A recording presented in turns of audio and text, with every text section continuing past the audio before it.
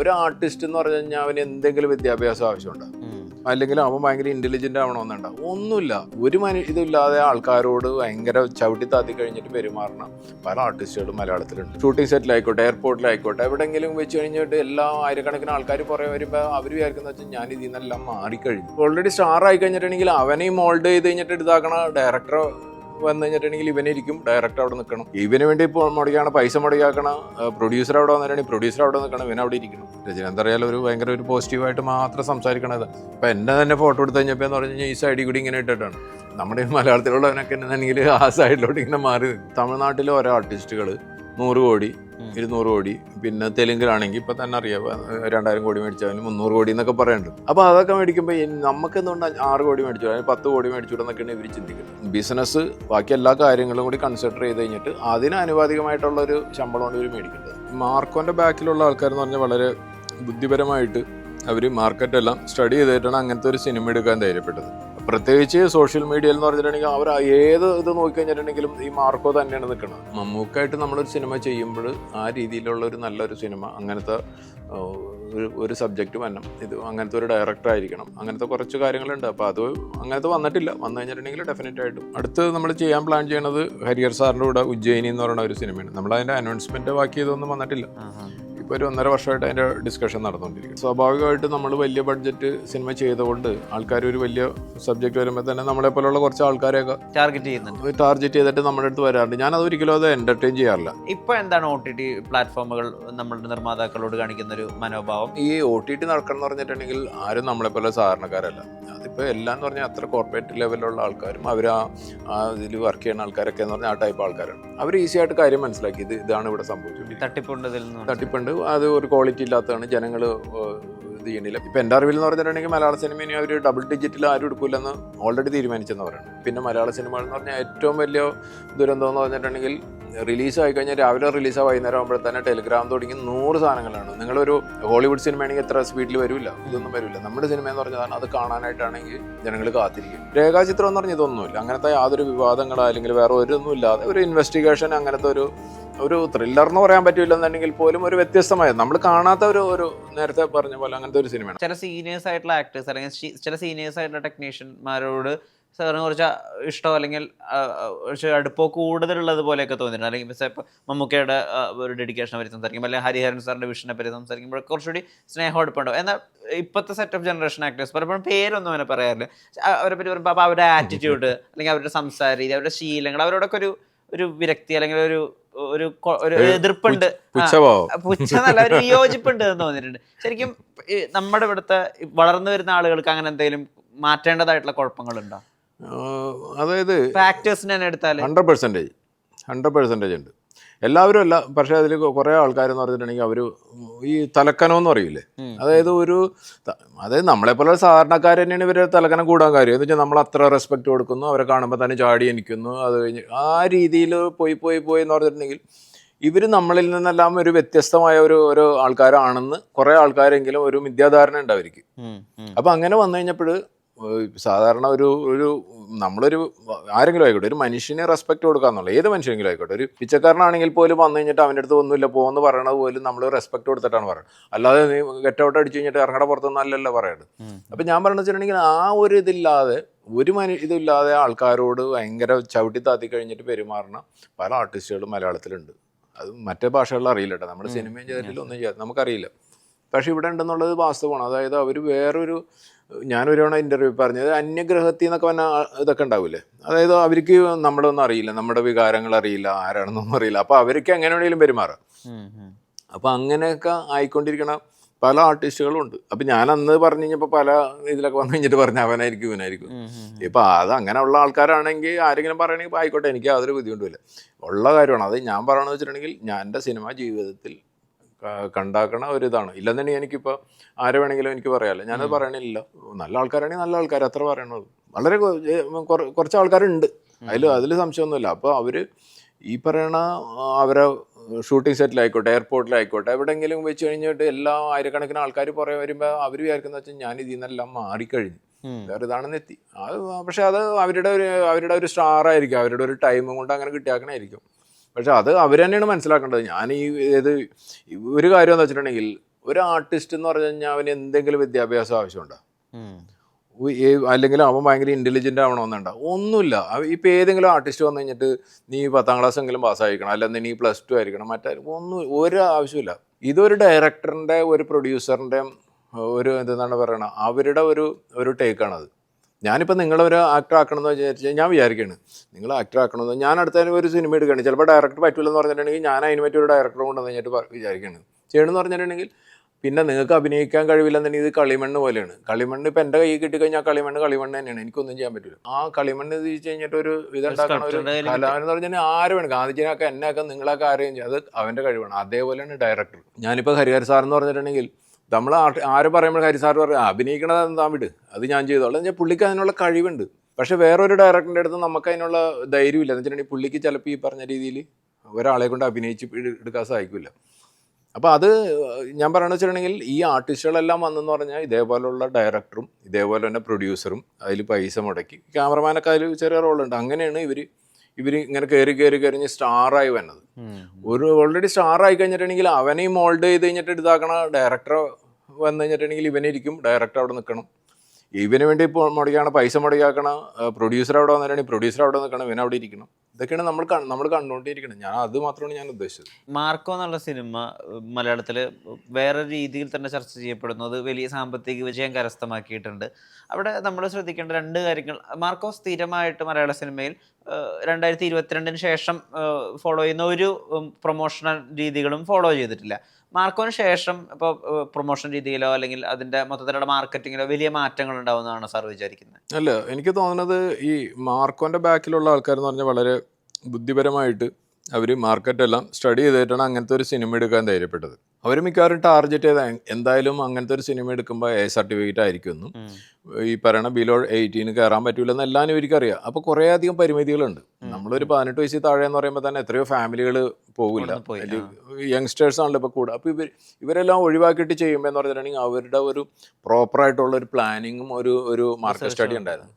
അപ്പോൾ അവർ മിക്കവാറും ടാർഗറ്റ് ചെയ്താക്കണത് ഈ KGF ഒക്കെ പോലത്തെ ഇതേപോലെ വയലൻസും ഇതൊക്കെ ഉള്ള കുറേ സിനിമകൾ വന്നുകൊണ്ടിരിക്കും. ഇംഗ്ലീഷിലെ പല സിനിമകൾ വന്നുകൊണ്ടിരിപ്പുണ്ട്. ഇപ്പോൾ ഈ ഗ്ലാഡിയേറ്റർ ടൈപ്പ് ഒക്കെ സിനിമകൾ വന്നു കഴിഞ്ഞിട്ട് ഇവിടെ സൂപ്പർ ഹീറ്റ് ആയിട്ട് ഓടുന്നുണ്ട്. അതും ഈ പറയുന്ന രീതിയിൽ 18+ ഒക്കെ ആയിട്ട് ഓടുന്നുണ്ട്. അപ്പോൾ അങ്ങനത്തെ ഒരു ടാർഗറ്റിനെ കണ്ട് അതിൻ്റെ ഒരു കറക്റ്റ് ആയിട്ടുള്ള കാൽക്കുലേഷൻ നടത്തി ഇത് ആ രീതിയിലാണ്. അപ്പോൾ അതിൻ്റെ പിന്നെ പ്രൊമോഷൻ എന്ന് പറഞ്ഞാൽ ഇതുവരെ ആരും ചെയ്യാത്ത രീതിയിലുള്ള, പ്രത്യേകിച്ച് സോഷ്യൽ മീഡിയയിൽ എന്ന് പറഞ്ഞിട്ടുണ്ടെങ്കിൽ അവർ ഏത് ഇത് നോക്കിക്കഴിഞ്ഞിട്ടുണ്ടെങ്കിലും ഈ മാർക്കോ തന്നെയാണ് നിൽക്കുന്നത്. അപ്പോൾ അത് ഹിന്ദിയിൽ വരാൻ പോണ്, തമിഴിൽ വരാൻ പോണ്, തെലുങ്കിൽ വരാൻ പോണ്. അപ്പോൾ ഒരു വ്യത്യസ്തമായ ഒരു എനിക്ക് തോന്നുന്നു അതിൻ്റെ ടീം അങ്ങനെ ആയിരിക്കുള്ളൂ. നമുക്കറിയാൻ പാടില്ലാത്ത രീതിയിലുള്ള ഇത് ചെയ്തിട്ടുണ്ട്. അപ്പോൾ അവർ ചിലപ്പോൾ അതിൽ അത്തരം സ്പെൻഡ് ചെയ്തിട്ടുണ്ടാവുമായിരിക്കും. മനസ്സിലായില്ലേ? നമുക്കിപ്പോൾ ഒരു സിനിമ ചെയ്യുന്ന സമയത്ത് നമുക്കൊരു കാൽക്കുലേഷൻ ഉണ്ട്, ഇത്ര ഈ സിനിമക്ക് സ്പെൻഡ് ചെയ്യാന്ന്. പക്ഷെ അവരുടെ ഒരു ചിന്തകളൊക്കെ വേറെ രീതിയിലായിരിക്കാം. നമ്മൾ പോണ ഒരു വഴിയായിരിക്കില്ല. അപ്പോൾ ആ രീതിയിലൊക്കെ ചെയ്തിട്ടുണ്ടായിരിക്കും. എന്തായാലും അതിപ്പോൾ ഒരു സൂപ്പർ ഹിറ്റായി. ഇപ്പോൾ എനിക്ക് തോന്നുന്നു ഹിന്ദിയിൽ ഇപ്പോൾ തെലുങ്കിൽ വന്ന് അത് ശരിക്കും പറഞ്ഞാൽ ആ രീതിയിലൊക്കെ സിനിമകൾ വരണം. എന്ന് വെച്ചാൽ ഇതേപോലത്തെ സിനിമകൾ വന്നിട്ട് ഇവിടെ നിന്ന് കോടികൾ വേറെ സ്റ്റേറ്റിലോട്ട് പോകുന്ന സമയത്താണല്ലോ ഇവർ വന്നു കഴിഞ്ഞിട്ട് ഇവിടെ തന്നെ ചെയ്യണത്. ഒരു ഇൻഡസ്ട്രിയിൽ ഒരു ഭയങ്കര ഒരു പോസിറ്റീവായിട്ടുള്ള കാര്യം. പിന്നെ ആ സിനിമ എന്താണെന്ന് ഞാൻ ഇതുവരെ കണ്ടിട്ടില്ല, പക്ഷെ അത് നല്ല രീതിയിൽ ഓടിക്കൊണ്ടിരിപ്പുണ്ടെന്നുള്ളതൊരു വാസ്തവമാണ്. അല്ല, മൊത്തത്തിലൊരു വിപ്ലവകരമായിട്ടുള്ള മാറ്റം കാണുന്നു ഭയങ്കരമായി. പ്രത്യേകിച്ച് ഇതിന് എൻ്റെ ഒരു കണക്കൂട്ടലനുസരിച്ച് കഴിഞ്ഞിട്ട് ഇതല്ല, ഭയങ്കരമായിട്ട് പുറത്ത് മാർക്കറ്റ് ഉണ്ട് ഇങ്ങനത്തെ സിനിമകൾ. പ്രത്യേകിച്ച് ഇങ്ങനത്തെ ആ സിനിമയുടെ ഒരു ഇതനുസരിച്ച് അതൊരു story base cinema, action base cinema. അപ്പോൾ അതിപ്പോൾ ഈ ഫാറിസ്റ്റ് ആയി കഴിഞ്ഞിട്ടുണ്ടെങ്കിൽ ആഫ്രിക്കയിലും ഇപ്പോൾ ഈ പറയണ ലാറ്റിൻ അമേരിക്കയിലും ഒക്കെ എന്ന് പറഞ്ഞാൽ ഭയങ്കരമായിട്ട് ചിലപ്പോൾ അത് കളക്ട് ചെയ്യാൻ സാധ്യത ഉള്ളതായിരിക്കും. ഇപ്പോൾ ഇവർ ഫ്രഞ്ചിലോട്ട് ഇതിനെ ഡബ് ചെയ്ത് കഴിഞ്ഞിട്ട് ലാറ്റിൻ അമേരിക്ക ഒരുമാതിരി എല്ലായിടത്തും ഇവർക്ക് അറിയാലോ, അർജന്റീന, ബ്രസീൽ അവിടെയൊക്കെ എന്ന് പറഞ്ഞാൽ ഭയങ്കര ഡിമാൻഡ് ഉള്ളതാണ്. അവർക്ക് ഇങ്ങനത്തെ ഇതൊക്കെ കാണും. അതേപോലെ തന്നെ ആഫ്രിക്കയിൽ കുറേ രാജ്യങ്ങളിൽ പോകുന്നതാണ്. അപ്പോൾ ഇവർക്ക് ഇതിനൊരു ബിസിനസ് സാധ്യത എന്ന് പറഞ്ഞിട്ടുണ്ടെങ്കിൽ ഇത് ഇങ്ങനെ ഒരു പാൻ വേൾഡ് സാധ്യതയുണ്ട്, എന്തായാലും സാധ്യതയുള്ള സിനിമയാണ്. ഇപ്പൊ അന്ന് 2018 റിലീസായതിനു ശേഷം ശ്രീ രജനീകാന്തുമായിട്ടൊരു മീറ്റിംഗ് നടത്തുകയും അദ്ദേഹമായിട്ട് ചേർന്ന് ഒരു ഫോട്ടോ എടുക്കുകയൊക്കെ ചെയ്തിരുന്നു. അപ്പോൾ ആ സമയത്ത് ഒരു റൂമർ ഉണ്ടായിരുന്നു, അത് രജനീകാന്തിനെ വെച്ചുകൊണ്ട് കാവ്യ ഫിലിം പ്രൊഡക്ഷൻസിന്റെ ബാനറിൽ ജൂഡ് ആന്റണി ഡയറക്ട് ചെയ്യുന്ന ഒരു സിനിമ വരുന്നു, അങ്ങനെ ഒരു കാര്യമൊക്കെ. അതിനെന്തെങ്കിലും സത്യാവസ്ഥയുണ്ടോ? ഒരിക്കലും സത്യം. അത് നമ്മളതിനെപ്പറ്റി ചിന്തിച്ചു. അതായത് ഈ 2018 ഇവിടുന്ന് ഇന്ത്യ എന്ന് നോമിനേറ്റ് ചെയ്തിരുന്നല്ലോ, ഓസ്കാറിലോട്ട് നോമിനേറ്റ് ചെയ്തിരുന്നു. അപ്പം നമ്മൾ ഈ പറയണ കുറേ ഇന്ത്യയിൽ തന്നെ ഏകദേശം 100-ന് മേലെയോളം ഈ വോട്ട് ചെയ്യാനായിട്ടുള്ള മെമ്പേഴ്സും ഉള്ളതാണ് ഇന്ത്യയിൽ.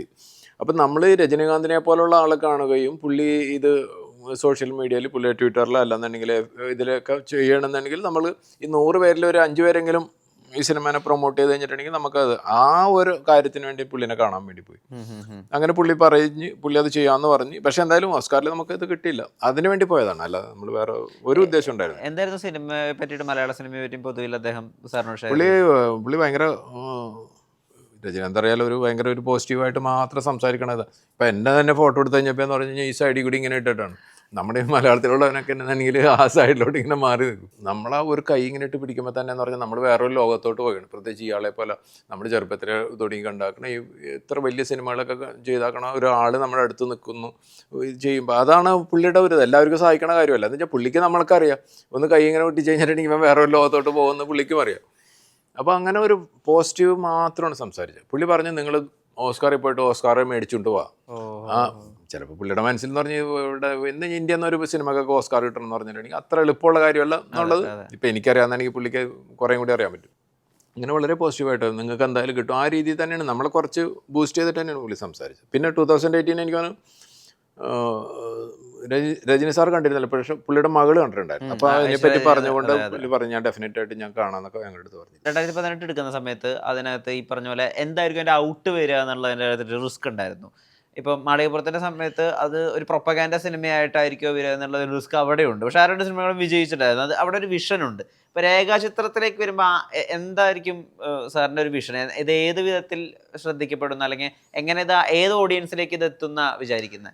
രേഖാചിത്രം എനിക്ക് തോന്നുന്നത് അതായത് ഈ ഇൻവെസ്റ്റിഗേഷൻ അല്ലെന്നുണ്ടെങ്കിൽ കുറേ ഒരു ഈ പറയണ ഒരു മിസ്റ്ററി പോലെ ഇരിക്കുന്ന സാധനത്തിനൊക്കെ മലയാളത്തിൽ നിന്നല്ല എല്ലായിടത്തും ഒരു ഡിമാൻഡ് ഉള്ളതാണ്. അത് നമ്മളെത്ര ഇൻവെസ്റ്റിഗേഷൻ എന്ന് പറഞ്ഞാൽ നമ്മളൊരു 100 സിനിമ നമ്മൾ കണ്ടു കഴിഞ്ഞിട്ട് നാളെ വന്നു കഴിഞ്ഞിട്ടുണ്ടെങ്കിൽ നമുക്ക് അതിലോട്ടുള്ള ഒരു ജേർണി 2 മണിക്കൂർ മാത്രം നമ്മൾ ഇരുന്നാൽ മതിയല്ല അതിൻ്റെ ഇത് കാണാനായിട്ട്. അപ്പോൾ അങ്ങനെ എപ്പോഴും ഒരു സാധ്യത ഉള്ളൊരു ഇതാണ്. അപ്പോൾ ആ സാധ്യത തന്നെയാണ് നമ്മളിവിടെയും പരീക്ഷിക്കുന്നത്. അപ്പോൾ അതുകൊണ്ട് മറ്റേതിൻ്റെ പോലത്തെ ഇപ്പോൾ 2018 എന്ന് പറഞ്ഞിട്ടുണ്ടെങ്കിൽ അതിൻ്റെ മേക്കിംഗ് എവിടെയെങ്കിലും ഒന്ന് പാളിക്കഴിഞ്ഞിട്ടുണ്ടെങ്കിൽ ആ സിനിമ നേരെ ഡോക്യുമെൻ്ററിയിലോട്ട് പോകും. എനിക്ക് 100% ഉറപ്പായിരുന്നു. അപ്പം ഞാൻ ജൂഡ് വന്ന് പറഞ്ഞപ്പോൾ ആദ്യം ഞാൻ പറഞ്ഞത് ഇപ്പം ഈ രേഖാചിത്രം ഞാൻ പറഞ്ഞ ഒറ്റയിരിപ്പിൽ സമ്മതിച്ചെങ്കിൽ 2018 എനിക്ക് തോന്നുന്നു മാസങ്ങൾ ചർച്ച ചെയ്തതിന് ശേഷമാണ്, മാസങ്ങളെടുത്ത്. അതായത് അവസാനം ഞാൻ ടെക്നീഷ്യന്മാരായിട്ട് ഇരിക്കട്ടെ എന്ന് പറഞ്ഞു കഴിഞ്ഞിട്ട് ഓരോരുത്തരോട് ചോദിച്ചു ഈ സ്ക്രിപ്റ്റ് ഇതിൽ പറഞ്ഞാൽ എങ്ങനെയാണ് നിങ്ങൾ ഷൂട്ട് ചെയ്യാൻ പോകണം, ഈ വെള്ളപ്പവ് എങ്ങനെയാണ് ഷൂട്ട് ചെയ്യാൻ പോകണം. അപ്പോൾ അവർ അതിൻ്റെ പ്ലാനുകളായിട്ടാണ് വന്നത്. ഞാൻ അതിൽ കൺവിൻസിങ് ആയി കഴിഞ്ഞിട്ട് ജൂഡിൻ്റെ അടുത്ത് പറഞ്ഞ ഒറ്റ കാര്യമാണ്, ജൂഡ് ഇത് കണ്ടു കഴിഞ്ഞിട്ടുണ്ടെങ്കിൽ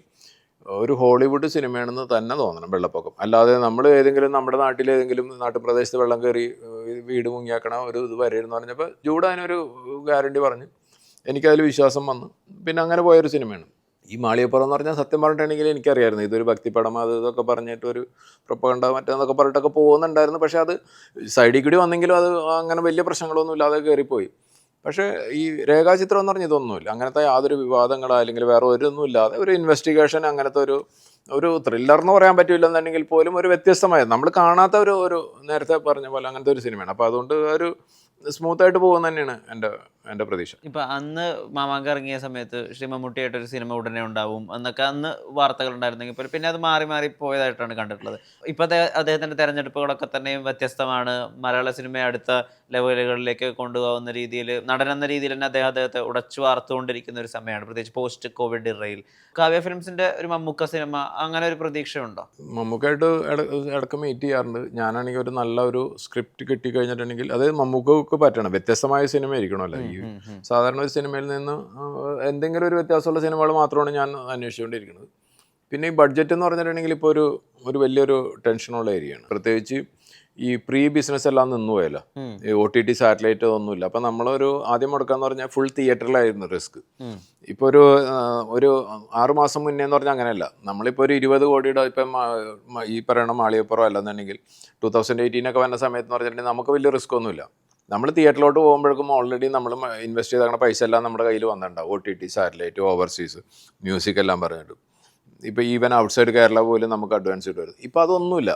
അതായത് 20 കോടിയാണ്, 20 കോടി ജനങ്ങൾ കണ്ട് ഇതായിക്കഴിഞ്ഞാൽ മാത്രം നമുക്ക് ഉള്ളൂ. ഇല്ലെന്നുണ്ടെങ്കിൽ ഫുള്ള് പൈസ പോകണം. ഇപ്പോൾ എത്രയോ സിനിമകൾ ഈ അടുത്ത് ഇറങ്ങിയാക്കണം അങ്ങനെ സംഭവിച്ചുകൊണ്ടിരിക്കണം. മമ്മൂക്കായിട്ട് നമ്മളൊരു സിനിമ ചെയ്യുമ്പോൾ ആ രീതിയിലുള്ള ഒരു നല്ലൊരു സിനിമ, അങ്ങനത്തെ ഒരു സബ്ജക്റ്റ് വരണം, ഇത് അങ്ങനത്തെ ഒരു ഡയറക്ടർ ആയിരിക്കണം, അങ്ങനത്തെ കുറച്ച് കാര്യങ്ങളുണ്ട്. അപ്പോൾ അത് അങ്ങനത്തെ വന്നിട്ടില്ല. വന്നു കഴിഞ്ഞിട്ടുണ്ടെങ്കിൽ ഡെഫിനറ്റ് ആയിട്ടും. പണ്ട് OTT-ക്കാർ ഒരുപാട് ധനം നമുക്ക് വെറുതെ തരുന്നത് പോലത്തെ ഒരു അവസ്ഥ ഉണ്ടായിരുന്നു. അതായത് പടത്തിന്റെ ക്വാളിറ്റി ഒന്നും നോക്കാതെ കാശ് വാരി എറിഞ്ഞിരുന്ന ഒരു OTT നല്ല കാലമുണ്ടായിരുന്നു. ഇപ്പോൾ എന്താണ് OTT പ്ലാറ്റ്ഫോമുകൾ നമ്മളുടെ നിർമ്മാതാക്കളോട് കാണിക്കുന്ന ഒരു മനോഭാവം, അതുപോലെ മറ്റ് റവന്യൂ സ്ട്രീംസ് ഒക്കെ തന്നെ അവസാനിക്കാൻ ഉണ്ടായൊരു സാഹചര്യം എന്താണെന്നാണ് സാർ വിചാരിക്കുന്നത്? ഒന്ന്, കുറേ അധികം ഈ OTTക്കാർ മലയാള പ്രൊഡ്യൂസേഴ്സ് തന്നെ പറ്റിക്കപ്പെട്ടു. അല്ല, അതായത് 5 കോടിക്ക് എടുത്ത സിനിമ ആയിരിക്കുള്ളൂ. ഞാൻ ഇവരുടെ അടുത്ത് അപ്രോച്ച് ചെയ്ത് കഴിഞ്ഞിട്ട് ഞാൻ അവരെ കൺവിൻസ് ചെയ്യുന്ന പറഞ്ഞിട്ടുണ്ടെങ്കിൽ ഇതിന് 15 കോടിയായിരുന്നു. എന്നിട്ട് ഞാൻ അവരോട് ചോദിക്കണമെന്ന് പറഞ്ഞാൽ 10 കോടിയാണ്. അപ്പോൾ അവരായിട്ട് ബാർഗൈൻ ചെയ്ത് കഴിഞ്ഞിട്ട് അവരൊരു 9 കോടിക്ക് അവർ സിനിമ എടുക്കും. അപ്പോൾ ഞാൻ മുടക്കാക്കണം 5 കോടിയാണ്, സിനിമയുടെ ക്വാളിറ്റിയും 5 കോടിയേ ഉള്ളൂ. ഇതെല്ലാം അതിലുള്ള ആർട്ടിസ്റ്റും 5 കോടിയിൽ നിൽക്കുന്നതാണ്. നാളെ തിയേറ്ററിൽ ആ സിനിമ വാഷ് ഔട്ടാവും. OTTയിൽ വന്ന സമയത്ത് എന്ന് പറഞ്ഞിട്ടുണ്ടെങ്കിൽ അവർക്ക് ഈ കാണാനായിട്ടുള്ള ആൾക്കാർ വളരെ കുറവായിരിക്കും. അപ്പോൾ അവർ മേടിച്ചാക്കണം എന്ന് പറഞ്ഞാൽ 9 കോടിക്ക് മേടിച്ചാക്കുന്ന സിനിമയാണ്.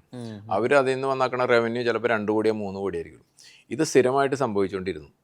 അതായത് ഓവർ ബഡ്ജറ്റാണ് എല്ലാം പറഞ്ഞിട്ട് എല്ലാവരും അത് ചെന്ന് കഴിഞ്ഞിട്ട് ഡബിൾ. പിന്നെ പല റിലേഷനുകളുണ്ട് ഇതിൽ തന്നെയുള്ള പല ആൾക്കാരായിട്ട്, ബാക്കി കൂടെയുള്ള കാര്യം ഇതൊക്കെ ഉണ്ട്. ഇങ്ങനെ വന്ന് ഈ OTT നടക്കണം എന്ന് പറഞ്ഞിട്ടുണ്ടെങ്കിൽ ആരും നമ്മളെപ്പോലെ സാധാരണക്കാരല്ല. അതിപ്പോൾ എല്ലാം എന്ന് പറഞ്ഞാൽ അത്ര കോർപ്പറേറ്റ് ലെവലിലുള്ള ആൾക്കാരും അവർ ഇതിൽ വർക്ക് ചെയ്യുന്ന ആൾക്കാരൊക്കെ എന്ന് പറഞ്ഞാൽ ആ ടൈപ്പ് ആൾക്കാരാണ്. അവർ ഈസി ആയിട്ട് കാര്യം മനസ്സിലാക്കി ഇതാണ് ഇവിടെ സംഭവിച്ചുകൊണ്ടിരിക്കുന്നത്. തട്ടിപ്പുണ്ട്, അത് ഒരു ക്വാളിറ്റി ഇല്ലാത്തതാണ്, ജനങ്ങൾ ഇത് ചെയ്യണില്ല. പിന്നെ മലയാള സിനിമകൾ എന്ന് പറഞ്ഞാൽ ഏറ്റവും വലിയ ദുരന്തം എന്ന് പറഞ്ഞിട്ടുണ്ടെങ്കിൽ റിലീസായി കഴിഞ്ഞാൽ രാവിലെ റിലീസാ വൈകുന്നേരം ആകുമ്പോൾ തന്നെ ടെലിഗ്രാം തുടങ്ങി 100 സാധനങ്ങളാണ്. നിങ്ങളൊരു ഹോളിവുഡ് സിനിമയാണെങ്കിൽ എത്ര സ്പീഡിൽ വരില്ല, ഇതൊന്നും വരില്ല. നമ്മുടെ സിനിമ എന്ന് പറഞ്ഞാൽ അത് കാണാനായിട്ടാണെങ്കിൽ ജനങ്ങൾ കാത്തിരിക്കുകയാണ്. അപ്പോൾ അങ്ങനെ ഒരു റവന്യൂ നഷ്ടപ്പെടുകയാണ്. ഇപ്പോൾ ഏത് OTTയിൽ കൊടുത്താക്കുന്ന സിനിമകൾ നോക്കിക്കഴിഞ്ഞാൽ യൂട്യൂബിൽ എത്രയോ ചാനലുകളിൽ നമുക്ക് കാണാൻ പറ്റും. ഗൂഗിൾ ചെയ്ത് നോക്കിയാൽ മതി. അപ്പോൾ അങ്ങനെയൊക്കെ വന്നു കഴിഞ്ഞപ്പോൾ ഇവരെ സംബന്ധിച്ച് വ്യൂവേഴ്സ് കുറഞ്ഞു വന്നു. വ്യൂയിങ്ങിന് അഗേൻസ്റ്റ് ആയിട്ടാണല്ലോ ഇവർക്ക് തന്നെ. അപ്പോൾ അതുകൊണ്ടാണ് അവർ ഇതിൽ പോയത്, ഇൻട്രസ്റ്റ് പോയത്. ഇപ്പോൾ കറക്റ്റായിട്ട് തിയേറ്ററിൽ ഓടി നല്ല രീതിയിലാണെങ്കിൽ അവരൊരു വില പറയും, നമ്മളല്ല വില പറയുന്നത്. ഇപ്പോൾ എൻ്റെ അറിവിൽ എന്ന് പറഞ്ഞിട്ടുണ്ടെങ്കിൽ മലയാള സിനിമ ഇനി അവർ ഡബിൾ ഡിജിറ്റിൽ ആരും എടുക്കില്ലെന്ന് ഓൾറെഡി തീരുമാനിച്ചെന്ന് പറയുന്നത്. അതായത് 10 കോടിക്ക് മേലെ ആരും എടുക്കണില്ല എന്നുള്ളത്. സാറ്റലൈറ്റ് വരുമ്പോൾ എന്താ സംഭവിക്കുന്നത്? ഈ സാറ്റലൈറ്റ് TV കാണുന്ന ആൾക്കാരുടെ എണ്ണം വളരെ കുറഞ്ഞു. ന്യൂസ് കാണുന്നുണ്ട്. മറ്റേന്ന് പറഞ്ഞിട്ടുണ്ടെങ്കിൽ നമ്മുടെ മൊബൈലിൽ തന്നെ ബാക്കി ഇഷ്ടംപോലെ ഈ സാധനങ്ങളെല്ലാം അവൈലബിൾ. അപ്പോൾ അതുകൊണ്ട് TV കാണുന്ന ആൾക്കാരുടെ ഇത് കുറഞ്ഞു. ഇപ്പോൾ ഇതിൻ്റെ റേറ്റിംഗ് വരും പറയാമല്ലോ. അങ്ങനെ TV കാണുന്ന പറയുമ്പോൾ ഈ പരസ്യം കൊടുത്തിട്ടാണ് ഇതിൽ വന്നത്. ഇപ്പം നേരത്തെ ഒരു സിനിമ നല്ല സിനിമ റിലീസ് ആകാമെന്ന് പറഞ്ഞാൽ 20-25 പരസ്യങ്ങളൊക്കെ പോകുന്നത് കുറഞ്ഞു വന്നു കഴിഞ്ഞപ്പോൾ പരസ്യത്തിൽ നിന്നുള്ള അവരുടെ ഇത്, അല്ലാതെ TV കാണണമെങ്കിൽ അവർക്ക് വേറെ ഇതൊന്നുമില്ല. അങ്ങനെ വന്നു കഴിഞ്ഞപ്പോൾ അതും കാര്യമില്ല. അതായത് ഇപ്പം എനിക്ക് ഒരു ചാനലൊക്കെയാണ് എടുക്കണം, അവരൊക്കെ ചോദിക്കണം എത്ര നല്ല ഇതാണെന്നുണ്ടെങ്കിൽ 2 കോടി 3 കോടിയൊക്കെ. എന്ന് വെച്ചാൽ ആരും ഇല്ലെന്ന് അറിയെടുക്കാനായിട്ട്, കോമ്പറ്റീഷൻ ഇല്ല. സിനിമകൾ ഇഷ്ടം പോലെ ഉണ്ട്, പക്ഷേ എടുക്കാനായിട്ടുള്ള ഒരാളെന്ന് പറഞ്ഞാൽ അവന് എന്ത് വേണമെങ്കിലും പറയാമല്ലോ, വേണ്ടെന്ന് പറയാം, അല്ലെന്നുണ്ടെങ്കിൽ പറയാം. ആ രീതിയിലായി. അപ്പോൾ ഇത് ഈ ഇതിൽ നിന്ന് മാറാനുള്ള സാധ്യത വളരെ കുറവ്. ഇങ്ങനെ തന്നെ പോകും. അതായത് നല്ല സിനിമകൾ ഇനി തിയേറ്ററിൽ വന്ന് വിജയിപ്പിക്കുക, ഇത് മാത്രമേ ഉള്ളൂ, അല്ലാതെ വേറെ ഷോർട്ട് കട്ട് ഇല്ല. കേരള പ്രൊഡ്യൂസേഴ്സ് ഫിലിം അസോസിയേഷൻ ഈ അടുത്തൊരു കുറിപ്പിറക്കിയതിൽ പ്രധാനമായും പറയുന്നത് ആർട്ടിസ്റ്റുകളുടെ റെമ്യൂണറേഷൻ കുറയ്ക്കണം എന്നുള്ളതാണ്. എന്നാൽ മാത്രമാണ് ഇവിടെ ക്വാളിറ്റി പ്രൊഡക്ഷൻ നടക്കുകയുള്ളൂ. റിട്ടേൺ ഓഫ് ഇൻവെസ്റ്റ്മെന്റും കിട്ടണമെങ്കിൽ നടന്മാരും നടിമാരും അവരുടെ പ്രതിഫലം കുറയ്ക്കണം എന്നുള്ളതാണ്. സാറിന്റെ ഈ ഒരു കുറിപ്പുമായി ബന്ധപ്പെട്ടുള്ള പ്രതികരണം എന്താണ്? അല്ല, അത് ഇവരെന്താ ഞാനൊരു നേരത്തെ കൊണ്ട് പറഞ്ഞിട്ടുള്ളതാണ്. ഇവർ നോക്കണത് തമിഴ്നാട്ടിലെ ഓരോ ആർട്ടിസ്റ്റുകൾ 100 കോടി 200 കോടി, പിന്നെ തെലുങ്കിലാണെങ്കിൽ ഇപ്പം തന്നെ അറിയാം 2000 കോടി മേടിച്ചാലും 300 കോടി എന്നൊക്കെ പറയുന്നുണ്ട്. അപ്പോൾ അതൊക്കെ മേടിക്കുമ്പോൾ നമുക്ക് എന്തുകൊണ്ട് 6 കോടി മേടിച്ചു, അല്ലെങ്കിൽ 10 കോടി മേടിച്ചു എന്നൊക്കെയാണ് ഇവർ ചിന്തിക്കുന്നത്. അവരുടെ ചിന്തകൾ കറക്റ്റാണ്. എന്ന് വെച്ചിട്ടുണ്ടെങ്കിൽ ഇവർ ആർട്ടിസ്റ്റാണ്, ഇവരുടെ പുറകെ ആയിരക്കണക്കിന് ആൾക്കാർ ഇവരെ കാണാൻ നിൽപ്പുണ്ട്, ഇവർ എല്ലാ ഇതുണ്ട്. പക്ഷെ അവർക്ക് ഇത്രയും പൈസ കിട്ടണം, നമുക്ക് കിട്ടണില്ല. ജോലിയെല്ലാം സെയിം തന്നെയാണ്. ക്യാമറയുടെ മുന്നിൽ ഈ ഡയറക്ടർ പറയുന്ന കാര്യങ്ങൾ ഇവർ ചെയ്യുന്നത്, ക്യാരവനിലിരിക്കുന്നത്, ഇതെല്ലാം സംഭവിക്കുന്നുണ്ട്. പക്ഷേ ഇവർ കാണാത്തൊരു കാര്യമുണ്ട്. ഇവർ കാണാത്തതല്ല, ഇവർ കാണാത്ത കാര്യങ്ങളുണ്ടാവില്ല. ഈ പറയുന്ന ആർട്ടിസ്റ്റുകളുടെ ഒരു സിനിമ ഓവർസീസ് മേടിക്കുന്നത്, ദുബായിൽ മേടിക്കുന്നത് നമുക്കറിയാം, ചുരുങ്ങിയത് 40 കോടി 50 കോടിക്കാണ്. ഇത് കഴിഞ്ഞ് കഴിഞ്ഞിട്ട് അവിടെ നിന്ന് കളക്ട് ചെയ്യണമെന്ന് പറഞ്ഞിട്ടുണ്ടെങ്കിൽ ചിലപ്പോൾ 75-100 കോടിയായിരിക്കും അവിടെ നിന്ന് കളക്ട് ചെയ്യുന്നത്. ഇവിടെ തന്നെ ഒരുമാതിരി എല്ലാ സ്റ്റേറ്റുകളിലും ഈ സിനിമ ഭംഗിയായിട്ട് ഓടും. എത്ര ഇതാണെന്നുണ്ടെങ്കിലും കേരളത്തിൽ നിന്ന് ഇവരുടെയൊക്കെ സിനിമകൾ 10 കോടി 20 കോടി കളക്ട് ചെയ്യുന്നുണ്ട്. ഇത് മലയാള സിനിമ ഒരിക്കലും പോകാത്ത ജപ്പാൻ അല്ലെങ്കിൽ ഇന്തോനേഷ്യ, സിംഗപ്പൂർ, ഇവിടെ എല്ലായിടത്തും ആ സിനിമ ഓടുന്നുണ്ട്. അപ്പോൾ അതായത് വേൾഡിൽ നിന്ന് മൊത്തം ആ സിനിമ കിട്ടുന്നുണ്ട്. സാറ്റലൈറ്റിനാണെങ്കിൽ ഇവരുടെ സിനിമകൾക്ക് എപ്പോഴും ഡിമാൻഡാണ്. അത് മേടിക്കുന്ന പറഞ്ഞിട്ടുണ്ടെങ്കിൽ ഈ പറയുന്ന 25, 35, 45 കോടിക്ക് മേടിക്കേണ്ട. അതായത് ബിസിനസ് ഇവർക്ക് 100 കോടി കൊടുത്തു കഴിഞ്ഞിട്ടുണ്ടെങ്കിലും അതിനെ അഗേൻസ്റ്റായിട്ട് ബിസിനസ് നടക്കുന്നുണ്ട്. മലയാളത്തിൽ എന്താ സംഭവിക്കുന്നത്? ഓവർസീസ് ഈ പറയുന്ന ഔട്ട് റേറ്റ് എന്ന് പറഞ്ഞാൽ ഇതില്ല. ആകെ ഈ പറയുന്ന ഡിസ്ട്രിബ്യൂഷൻ എന്ന് പറഞ്ഞാൽ നമുക്ക് അഡ്വാൻസ് ഒന്നും കിട്ടില്ല. പിന്നെ നമ്മളായിട്ടുള്ളൊരു നല്ല റിലേഷൻ ആണെന്നുണ്ടെങ്കിൽ മിനിമം ഗ്യാരണ്ടി എന്ന് പറഞ്ഞിട്ടുണ്ട്. അതായത് ഒരു നല്ല സിനിമയാണ്, ഞാനൊരു 3 കോടി നിനക്ക് തന്നേക്കാം, അത് കഴിഞ്ഞിട്ട് അതിൻ്റെ പ്രോഫിറ്റ് വരികയാണെന്നുണ്ടെങ്കിൽ 70-30 അല്ലെങ്കിൽ 50-50 എന്ന് പറഞ്ഞിട്ട് എടുക്കും. ഇതാണ് മലയാള സിനിമ. മറ്റിടത്ത് 40 കോടി കിട്ടിയ സ്ഥിതിക്ക് സ്ഥലത്ത് നമുക്ക് ഇവിടെ കിട്ടണം 3 കോടിയാണ്. അപ്പോൾ ഇങ്ങനെയൊക്കെയുള്ള ഒരു ബിസിനസ് പിന്നെ നമ്മുടെ അറിയാലോ, ഈ ഒരു സ്റ്റേറ്റിലും കാര്യമായിട്ടൊന്നും മലയാള സിനിമകൾ ഓടണില്ല. ഇപ്പോൾ ഈ പറയുന്ന മാർക്കോ പോലത്തെ സിനിമകൾ ഇപ്പോൾ വന്നതാണ്, അല്ലെങ്കിൽ കാര്യമായിട്ട് ഓടണില്ല. ഓവർസീസ് ഇല്ല, വേൾഡിൽ ഇങ്ങനത്തെ ബിസിനസ് ഇല്ല, OTT ഉണ്ട്. അപ്പോൾ അങ്ങനെയുള്ള ഒരു ഇൻഡസ്ട്രിയിൽ ഇവർ ഈ പറയുന്ന പൈസ ചോദിച്ച് മേടിച്ച് കഴിഞ്ഞിട്ടുണ്ടെങ്കിൽ സിനിമയുടെ കോസ്റ്റ് കൂടും. ഈ പറയുന്ന കഴിഞ്ഞ വർഷം ഏതാണ്ട് 700 കോടി നഷ്ടപ്പെട്ടെന്ന് പറയുന്നത് ഇനി അതിൻ്റെ മേലോട്ട് പോകും. അപ്പോൾ ബിസിനസ് ബാക്കി എല്ലാ കാര്യങ്ങളും കൂടി കൺസിഡർ ചെയ്ത് കഴിഞ്ഞിട്ട് അതിന് ആനുപാതികമായിട്ടുള്ളൊരു ശമ്പളമാണ് ഇവർ മേടിക്കേണ്ടത് എന്നാണ് ഞാൻ വിശ്വസിക്കുന്നത്. അല്ലാതെ ഇപ്പം അധ്വാനം അവിടെ 100 കോടി ഞാൻ കിട്ടണം ഇവിടെ അത് തമ്മിൽ കമ്പയർ ചെയ്യാൻ വെച്ചിട്ടുണ്ടെങ്കിൽ ഈ പ്രൊഡക്റ്റ് വിറ്റ് കഴിഞ്ഞിട്ട് കാശ് കിട്ടിയാലല്ലേ ഇത് ആ സർക്കിള് കംപ്ലീറ്റ് ആവുള്ളൂ. അപ്പോൾ അത് ഇവർ അസോസിയേഷൻ പറഞ്ഞത് 100% കറക്റ്റാണെന്നാണ് ഞാൻ വിശ്വസിക്കുന്നത്. ഇപ്പം നമ്മൾ പറഞ്ഞെന്ന് വിചാരിച്ചു കഴിഞ്ഞിട്ട് നമ്മളോട് ദേഷ്യകരമായിട്ട് കാര്യമില്ല, അതൊരു വാസ്തവമായ കാര്യമാണ്. മാളികപ്പുറം എന്നുള്ള സിനിമ ഉണ്ണിമുകുന്ദൻ എന്നുള്ള നടൻ്റെ കരിയറിൽ വരുത്തിയത് വലിയ മാറ്റമാണ്. കൊമേഴ്ഷ്യലി ആയാലും ശരി, അദ്ദേഹത്തിന് കിട്ടിയ ഒരു ഫാൻ ഫോളോയിങ്ങിൻ്റെ പുറത്താണെങ്കിലും ശരി. ഇപ്പോൾ മാർക്കോന് ശേഷം അദ്ദേഹത്തെ സൂപ്പർ സ്റ്റാർ എന്ന പേര് ചേർത്താണ് ആളുകൾ അഭിസംബോധന ചെയ്യുന്നത്.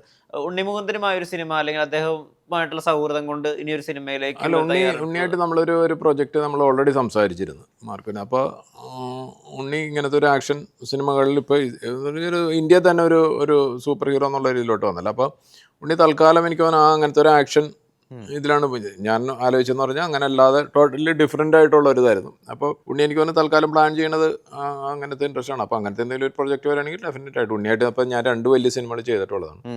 അപ്പോൾ അത് ഫ്യൂച്ചറിൽ എപ്പോഴെങ്കിലും സംഭവിക്കാൻ മതി. രേഖാചിത്രത്തിന് ശേഷം കാവ്യ ഫിലിംസിന്റെ പൈപ്പ് ലൈനിലുള്ള സിനിമകളെ അടുത്ത് നമ്മൾ ചെയ്യാൻ പ്ലാൻ ചെയ്യണത് ഹരിഹർ സാറിൻ്റെ കൂടെ ഉജ്ജയിനി എന്ന് പറയുന്ന ഒരു സിനിമയാണ്. നമ്മൾ അതിൻ്റെ അനൗൺസ്മെൻറ്റ് ബാക്കി ഇതൊന്നും വന്നിട്ടില്ല. ഇപ്പോൾ ഒരു 1.5 വർഷമായിട്ട് അതിൻ്റെ ഡിസ്കഷൻ നടന്നുകൊണ്ടിരിക്കുന്നു. ഉജ്ജയിനി എന്ന് പറഞ്ഞാൽ ഈ ONV കുറിപ്പിന് ജ്ഞാനപീഠ അവാർഡ് കിട്ടിയ ഒരു ഇതുണ്ട് കവിത. അതിപ്പോൾ അതിൻ്റെ റൈറ്റ് മേടിച്ച് കഴിഞ്ഞിട്ട് അതിൻ്റെ സ്ക്രിപ്റ്റ് ഹരിഹർ സാറും ജയകുമാർ സാറും കൂടിയാണ് അതിൻ്റെ സ്ക്രിപ്റ്റ് എല്ലാം റെഡിയാക്കിയേക്കുന്നത്. അപ്പോൾ അതിൻ്റെ വർക്ക് നടന്നുകൊണ്ടിരിപ്പുണ്ട്. അത് ഇത്തിരി വലിയ സിനിമയായിരിക്കും, ഒരു പീരീഡ് സിനിമയാണ് അത്, 2000 വർഷങ്ങൾക്ക് മുന്നേ. ഇത് മാമാങ്കത്തിന്റെ സമയം തൊട്ടേ അദ്ദേഹമായിട്ട് ഒരു സിനിമ ചെയ്യാൻ വേണ്ടിയിട്ടുള്ള ആലോചനകളുണ്ടായിരുന്നു. ഇല്ല, അന്ന് അതൊക്കെ എനിക്ക് തോന്നുന്നു ഓഡിയോ ലോഞ്ചിനൊക്കെ പുള്ളി വന്നു കഴിഞ്ഞപ്പോൾ പുള്ളിനെ കണ്ടു കഴിഞ്ഞപ്പോൾ ആൾക്കാർക്ക് അങ്ങനെ തോന്നിയതൊക്കെ ആയിരിക്കും. ഞാൻ പുള്ളിയായിട്ട് എനിക്ക് തോന്നുന്നു 2 വർഷമായിട്ടാണ് ഞങ്ങൾ ഇതിൻ്റെ ഡിസ്കഷൻ നടന്നുകൊണ്ടിരിക്കുന്നത്. ഹരിഹരൻ സിനിമകൾ എന്ന് പറയുമ്പോൾ മലയാളിക്കൊരു വലിയ ആഗ്രഹമുണ്ട്, അല്ലെങ്കിൽ വലിയൊരു വിശ്വാസ്യതയുണ്ട് അദ്ദേഹത്തിന്റെ സിനിമകളോട്. എപ്പോഴും എല്ലാ കാലത്തും മലയാളിയെ പ്രത്യേകിച്ച് കുറെ വർഷങ്ങളായല്ലോ, കുറെ വർഷങ്ങളായി. 7ാമത്തെ വരവിന് ശേഷം അദ്ദേഹം ചെയ്യുന്ന മലയാള സിനിമ എന്നുള്ള പ്രത്യേകതകൾ കൂടിയുണ്ട്. അപ്പോൾ നമ്മളതിൻ്റെ ഷൂട്ടിങ്ങിനൊന്നും പ്ലാൻ ചെയ്തിട്ടില്ല, എന്നാലും അതിൽ ചില ടെക്നീഷ്യൻസ് ഒക്കെ ഓൾറെഡി ഇന്നാണ്. അതിൻ്റെ ഡിസ്കഷനും ബാക്കിയുള്ള കാര്യങ്ങൾ നമ്മുടെ ആർട്ടിസ്റ്റിൻ്റെ ഒരു കൺഫർമേഷൻ അങ്ങനത്തെ ഒരു ഇതിലോട്ട് കടന്നിട്ടുണ്ട്. അത് അത്ര പെട്ടെന്ന് ഇറങ്ങാൻ പറ്റിയൊരു സിനിമയല്ല അത്. ഇപ്പൊ സാധാരണഗതിയിൽ വലിയ പ്രൊഡക്ഷൻ ഹൗസുകൾ അവരുടെ എല്ലാ പ്രൊജക്ടുകളുടെയും വലിപ്പം കൂട്ടി കൊണ്ടുപോവുകയാണ് ചെയ്യുക. പുറത്തൊക്കെ ഇപ്പോൾ ലൈക്ക പ്രൊഡക്ഷൻസ് എടുത്താലും, അല്ലെങ്കിൽ ഇപ്പോൾ ഹിന്ദിയിലെ ധർമ്മ പ്രൊഡക്ഷൻസ് ഒക്കെ എടുത്തു കഴിഞ്ഞാൽ ആദ്യം ഇപ്പോൾ 200 കോടിയുടെ സിനിമയാണെങ്കിൽ അടുത്ത വർഷം അവർ അനൗൺസ് ചെയ്യുന്ന 400 കോടിയുടെ ആയിരിക്കും. ഹോംബാലയൊക്കെ ശ്രദ്ധിച്ചിട്ടുണ്ടല്ലോ. പക്ഷേ കാവ്യ ഫിലിംസിൻ്റെ എടുത്ത് നോക്കിയാൽ ഇപ്പോൾ 2018 പോലൊരു സിനിമ ചെയ്ത് കഴിഞ്ഞതിന് ശേഷം അവർ ചെയ്യുന്ന സിനിമ താരതമ്യേന കുറഞ്ഞ ബഡ്ജറ്റുള്ള രേഖാചിത്രം പോലൊരു സിനിമയാണ്. വലുപ്പത്തിലെങ്കിലും ഞങ്ങളുടെ കാഴ്ചയിലെങ്കിലും ഇപ്പോൾ ജൂനിയർ ആർട്ടിസ്റ്റുകളുടെ ഒക്കെ എണ്ണത്തിലാണ് കേട്ടോ പറയുന്നത്. ബജറ്റിനെ അല്ലെങ്കിൽ സിനിമയുടെ വലുപ്പത്തെ എങ്ങനെയാണ് സാർ എസ്റ്റിമേറ്റ് ചെയ്യുന്നത്? അല്ല, ഞാൻ ഇപ്പോൾ സ്വാഭാവികമായിട്ട് നമ്മൾ വലിയ ബഡ്ജറ്റ് സിനിമ ചെയ്തുകൊണ്ട് ആൾക്കാർ ഒരു വലിയ സബ്ജക്റ്റ് വരുമ്പോൾ തന്നെ നമ്മളെ പോലുള്ള കുറച്ച് ആൾക്കാരെയൊക്കെ ടാർഗറ്റ് ചെയ്തിട്ട് നമ്മുടെ അടുത്ത് വരാറുണ്ട്. ഞാനത് ഒരിക്കലും അത് എൻ്റർടൈൻ ചെയ്യാറില്ല. ഇത് വെറുതെ കുറേ പൈസ ഉണ്ട്, അതുകൊണ്ട് കുറേ പൈസ അങ്ങോട്ട് ചിലവ് ചെയ്യാന്നുള്ള ഇത് ചെയ്യാറില്ല. ഞാൻ പക്കാ ഒരു ബിസിനസ് ഇതിൽ തന്നെയാണ് ചെയ്തുകൊണ്ടിരിക്കുന്നത്. ചില സിനിമ പറയുന്ന സമയത്ത് കഥ വന്ന് 40 കോടി 50 കോടി എന്നൊക്കെ പറഞ്ഞിട്ടുണ്ടെങ്കിൽ ഞാൻ കഥ പോലും കേൾക്കാൻ നിൽക്കാറില്ല. എന്തിനാണ് നമ്മൾ റിസ്ക് എടുക്കുന്നത്? നമ്മൾ അധ്വാനിച്ച് എവിടെയോ അധ്വാനിച്ച് ഉണ്ടാക്കിയേക്കണം. നേരത്തെ പറഞ്ഞ ആഫ്രിക്കൻ കഥയൊക്കെ പോലെ അവിടെ ഇവിടെയൊക്കെ കിടന്നിട്ട് കഷ്ടപ്പെട്ട് ഉണ്ടാക്കിയേക്കണ പൈസയാണ്. അത് കഴിഞ്ഞ് കഴിഞ്ഞിട്ട് ഇവിടെ കൊണ്ടുവന്നിട്ട് നമ്മളൊരു ഗാംബിളിങ് ചെയ്യണം എന്ന് പറയുമ്പോൾ ചെറുത് ചെയ്യുക എന്നുള്ളതാണ്. ഇപ്പോൾ ഭാഗ്യം ഉണ്ടെന്നുണ്ടെങ്കിൽ നല്ല സിനിമയാണെങ്കിൽ അത് എത്ര വേണമെങ്കിലും ഇപ്പം മാളികപ്പുറമൊക്കെ അതിന് ഉദാഹരണമാണ്. അപ്പോൾ ഞാൻ ആ ഒരു ഇതിൽ മാത്രമാണ്, അല്ലാതെ ഞാൻ ഈ ഒരു ഭയങ്കര പൈസ കൊണ്ടുവന്ന് കഴിഞ്ഞിട്ട് അങ്ങനത്തെ ഒരു റിസ്ക് എടുക്കാനായിട്ട് ഞാൻ തയ്യാറല്ല. നല്ല സബ്ജക്റ്റ് ആയിരിക്കണം. എനിക്കത് ഒറ്റ രീതിയിൽ തന്നെ എവിടെയോ ഒരു നല്ല സിനിമ ഉണ്ടെന്ന് തോന്നിയാലും മാത്രമാണ് ഞാനത് ചെയ്യുള്ളൂ. ഈവൻ ഇപ്പോൾ നമ്മളത് കമ്മിറ്റ് ചെയ്ത് മുന്നോട്ട് പോയി ഇതിന് മുന്നായിട്ട് അതിൻ്റെ ഒരു റിയൽ ബഡ്ജറ്റ് എടുക്കുന്ന സമയത്ത് പോലും കൂടുതലാണെന്നുണ്ടെങ്കിൽ ഞാൻ ഡ്രോപ്പ് ചെയ്ത് പോകാറുണ്ട്. പിന്നെ മുന്നോട്ട് പോകില്ല. അതായത് ബിസിനസ് അവിടെ നടക്കില്ല. ഇപ്പോൾ പല സിനിമകളും അങ്ങനെ സംഭവിച്ചിട്ടുണ്ട്. ചിലപ്പോൾ 5 മാസം 6 മാസമൊക്കെ നമ്മൾ വർക്ക് ചെയ്ത് കഴിഞ്ഞിട്ട് നമുക്കത് വർക്കൗട്ട് ആവില്ലെന്ന് തോന്നിക്കഴിഞ്ഞാൽ അവിടെ നിർത്തിക്കഴിഞ്ഞാൽ നമ്മൾ അതുവരെ മുടക്കി വെക്കുന്ന പൈസയിലേ പോകുള്ളൂ. ലൂസിഫർ വന്ന സമയത്താണ് മലയാള സിനിമയുടെ സ്കെയിൽ മറ്റൊരു രീതിയിലേക്ക് ഉയർന്നത്. ഇപ്പോൾ വീണ്ടും എമ്പുരാൻ വരുന്നു.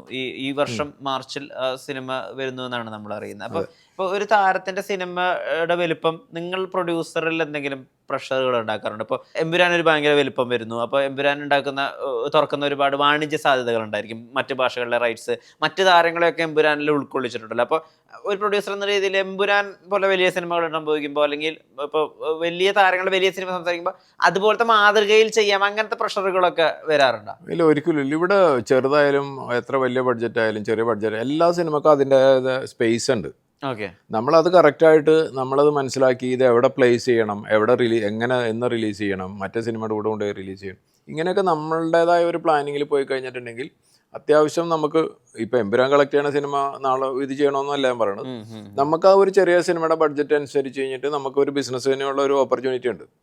പക്ഷെ അതൊക്കെ കുറേ കണക്കൂട്ടലുകളൊക്കെയാണ്. ഇപ്പോൾ ഞാനൊരു ചെറിയ സിനിമ ചെയ്ത് അത് കഴിഞ്ഞിട്ട് ഏതെങ്കിലും വലിയ 2-3 സിനിമയുടെ കൊണ്ട് ചെയ്ത് കഴിഞ്ഞിട്ടുണ്ടെങ്കിൽ സ്വാഭാവികമായിട്ട് ആ സിനിമ ചിലപ്പോൾ ശ്രദ്ധിക്കപ്പെടാം, നല്ല സിനിമയായിരിക്കാം, ശ്രദ്ധിക്കപ്പെടാന്ന് വെച്ചിട്ടുണ്ടെങ്കിൽ ഈ സിനിമ വിജയിപ്പിക്കണം എന്ന് പറഞ്ഞിട്ടുണ്ടെങ്കിൽ ഈ പറയുന്ന കോടീശ്വരന്മാരെ ലക്ഷപ്രഭുക്കൾ സാധാരണക്കാരാണ് സിനിമ ഇത് ചെയ്യുന്നത്. അപ്പോൾ അവരുടെ ഒരു ബഡ്ജറ്റ് ഉണ്ട്, അവർക്കൊരു മാസം കിട്ടുന്ന പൈസ മുഴുവൻ കൊണ്ടുപോയിട്ട് തിയേറ്ററിൽ കൊണ്ടുപോയിട്ട് കൊടുക്കാൻ പറ്റില്ല. അപ്പോൾ അങ്ങനെയുള്ള ആൾക്കാർ ഒരു 3-4 സിനിമ വലിയ സിനിമ ഇപ്പോൾ എപ്പോഴും ഒരു വലിയതിൻ്റെ പുറകെ പോകാനുള്ള ആൾക്കാർക്ക് ഒരു സാധ്യത കൂടെ, അതൊരു നല്ല സിനിമയും കൂടി ആകുമ്പോൾ ഈ ചെറുത് ചിലപ്പോൾ ഒരു അത്യാവശ്യം നല്ല സിനിമയാണെങ്കിലും അതിനെ മാറ്റി നിർത്തി കഴിഞ്ഞിട്ട് പ്രിഫറൻസ് അതിന് കൊടുക്കും. അതാണ് ഇപ്പോൾ നമ്മൾ ഈ കണ്ടുകൊണ്ടിരിക്കുന്നത്. ഇപ്പോൾ ചില ആഴ്ചയിൽ എനിക്ക് തോന്നുന്നു 14 സിനിമയൊക്കെ റിലീസായിട്ടുണ്ട്. ആ ചില ഈ 14 റിലീസായേക്കണേൽ ചിലപ്പോൾ ഒരു സിനിമ 2 സിനിമ മാത്രമാണ് നമ്മളറിയണുള്ളൂ.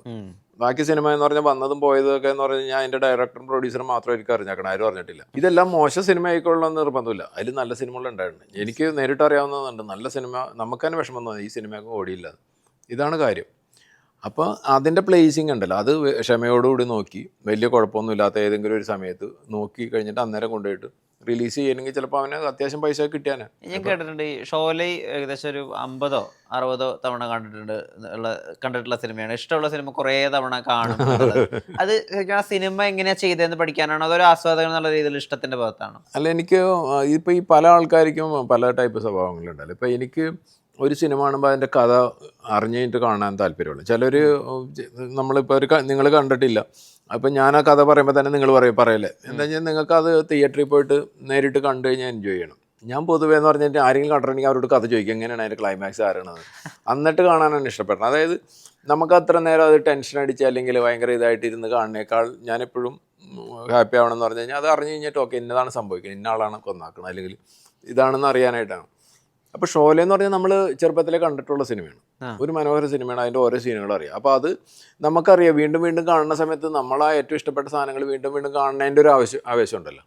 അത് ഓരോ പ്രാവശ്യം കഴിയുന്നതോറും നമുക്കത് കൂടിക്കൊണ്ടിരിക്കുകയാണ്. ഇതിലിപ്പോൾ അംജദ് ഖാൻ വന്നിട്ട് അവിടെ വെടിവെക്കും അല്ലെങ്കിൽ ഇത് അങ്ങനെ അറിയാവുന്നതുകൊണ്ട് മറ്റേതെന്നൊക്കെ പറഞ്ഞാൽ നമ്മൾ പ്രതീക്ഷിച്ചിരിക്കും ചിലപ്പോൾ വരാം, ചിലപ്പോൾ അങ്ങനത്തെ. അപ്പോൾ ഇതെന്ന് പറഞ്ഞിട്ടുണ്ടെങ്കിൽ ഗ്യാരണ്ടീഡ് സാറ്റിസ്ഫാക്ഷനാണ് ഇതിൽ. അപ്പോൾ അതുകൊണ്ട് ഇങ്ങനത്തെ ഇഷ്ടംപോലെ സിനിമ ഹോളിവുഡിൽ എത്രയോ സിനിമകൾ, ഇപ്പോൾ ട്രോയ്, അങ്ങനെ എല്ലാ സിനിമകളും ഞാൻ പല പ്രാവശ്യം ഞാൻ കണ്ടിട്ടുള്ള സിനിമകളാണ്. എഴുത്തുകാരൻ എന്നുള്ള രീതിയിൽ ഇപ്പോൾ വിക്ടോറിയ 18 എന്നുള്ള 6 ചെറുകഥകളുടെ ഒരു സമാഹാരം എഴുതിയിട്ടുണ്ട്, 15 ചെറുകഥകളുടെ ഒരു സമാഹാരം എഴുതിയിട്ടുണ്ട്. അതിന് പ്രവാസി ചെറുകഥാകൃത്തിന്റെ അവാർഡും ലഭിച്ചിട്ടുണ്ട്. എഴുത്തുകാരൻ എന്നുള്ളൊരു ആഗ്രഹം അല്ലെങ്കിൽ അങ്ങനെ ഒരു ശ്രമം അത് എപ്പോൾ തൊട്ടാ തുടങ്ങിയത്?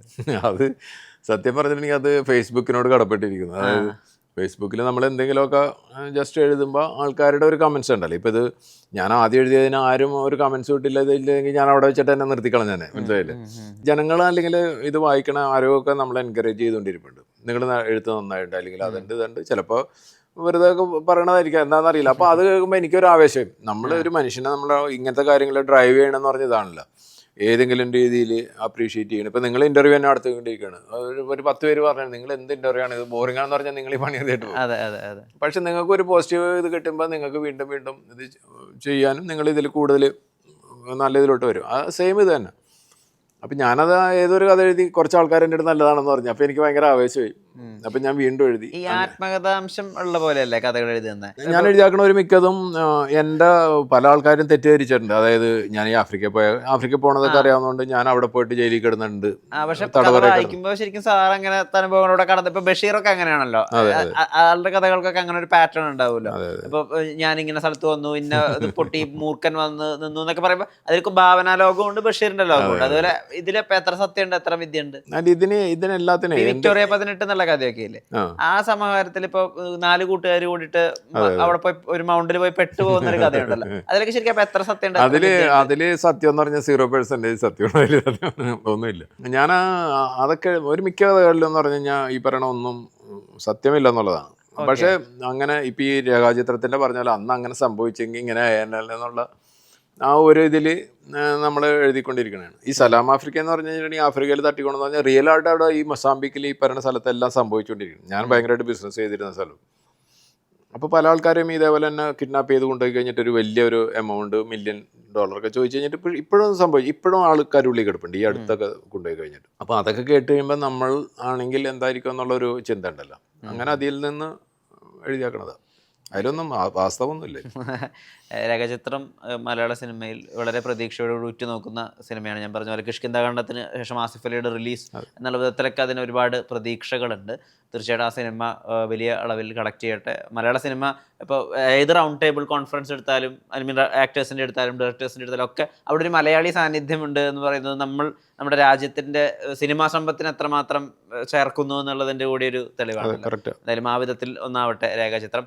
സാറിനോടൊരു വ്യക്തി എന്നുള്ള രീതിയിലുള്ള ബഹുമാനം. കോവിഡ് കാലത്ത് ഏകദേശം 153 പേരെ റാസൽ ഗെയിമയിൽ നിന്ന് ഇങ്ങോട്ടേക്ക് ഒരു ചെലവുമില്ലാതെ വഹിക്കാതെ അവരെ ഇങ്ങോട്ടേക്ക് എത്തിച്ചതിന്റെ ഭാഗമായിരുന്നു, അല്ലെങ്കിൽ അതിന്റെ മേൽനോട്ടം വഹിച്ചിരുന്നു കാവ്യ ഫിലിംസ് എന്നത് ഞാൻ ആ സമയത്ത് ഒരുപാട് കാണുകയും വിസ്മയിക്കുകയും ചെയ്ത കാര്യമാണ്. അപ്പോൾ ഒരു വ്യക്തി എന്നുള്ള രീതിയിലും അങ്ങനെയുള്ള നല്ല മനുഷ്യനായി തുടരാൻ സാധിക്കട്ടെ. ഇത്ര നിങ്ങൾ പറഞ്ഞ സ്ഥിതിക്ക്, അതായത് ഞാൻ പല ഇൻ്റർവ്യൂവിലും ഞാൻ അറ്റൻഡ് ചെയ്തിട്ടുള്ളതാണ് ഇരുന്നിട്ടുണ്ട്. അപ്പം നിങ്ങളതിൽ നിന്ന് വ്യത്യസ്തനാക്കെന്ന് പറഞ്ഞാൽ നിങ്ങൾ ഒരാളുടെ ഒരുമാതിരി കംപ്ലീറ്റ് കാര്യങ്ങൾ വിക്ടോറിയ 18 തുടങ്ങി ഈ പറയണ ഫേസ്ബുക്കിലെ കുറേ കാര്യങ്ങൾ നിങ്ങൾ ചെയ്ത് ഇതാണ് അതിൻ്റെ കറക്റ്റായിട്ടുള്ള ഒരു ഇത്. ഇപ്പം നിങ്ങൾ എൻ്റെ അടുത്ത് ചോദിക്കുമ്പോൾ എൻ്റെ ഈ കാര്യങ്ങളൊക്കെ പറയുമ്പോൾ എനിക്കൊരു ആവേശമാണ്. മനസ്സിലായില്ലേ? ഇത് ആരും കേൾക്കാത്ത ഒരു സാധനം അത് നിങ്ങൾ ചോദിക്കുമ്പോൾ നമുക്കിത് എവിടെയെങ്കിലും പറയണമെന്നൊരു ഏത് മനുഷ്യനായി കഴിഞ്ഞിട്ടുണ്ടെങ്കിലും ഇപ്പം ഈ അബിജാൻ എയർപോർട്ടിൽ സംഭവിച്ച കാര്യം എന്ന് പറഞ്ഞാൽ എൻ്റെ അടുത്ത് ഇതുവരെ ഒരു കുഞ്ഞു ചോദിക്കാത്ത കാര്യം.